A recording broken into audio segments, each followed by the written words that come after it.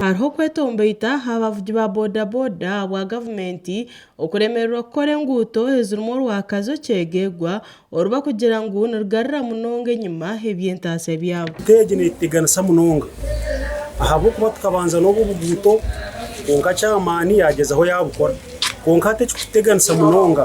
n'oruguuto orwo rwa maini. Ninyenda kugambaho na munonga nyowe enshonga enkuru yinyine nahabwa enshonga y'omuhanda. Aba bodaboda batungire accidents munonga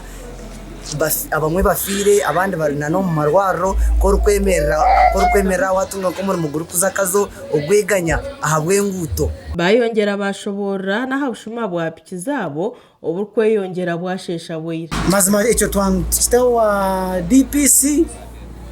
mutuyambe obushuma bwa bodaboda aba bodaboda mtufunenta siyanche konko umuntu akufuna mushango gwa bodaboda umuntu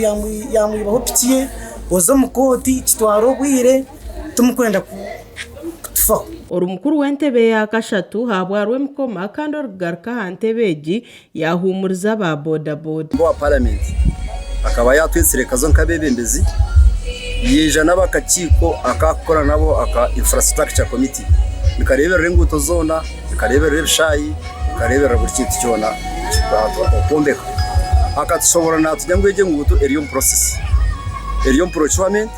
companies ziriyo zishaba ezo kwija kugikora yabajyangwe shonga y'abashumano bagimanya kandi bariyo bagitamu amani bakwatanise na office y'ebyo kwerinda kubapangisa bakakiko umuhanda bakabayita bakabaka piki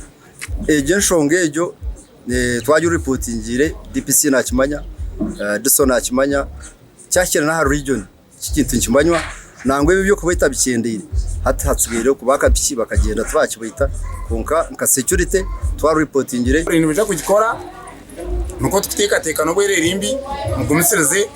nibaza kugeza aho bagikora konka muto mukanso nito tugigambire tigeze yone imwe tucendeze namusho yanyo baboda nebetombuye agagasha kwa sima na uma wa Tayar West omurkazo.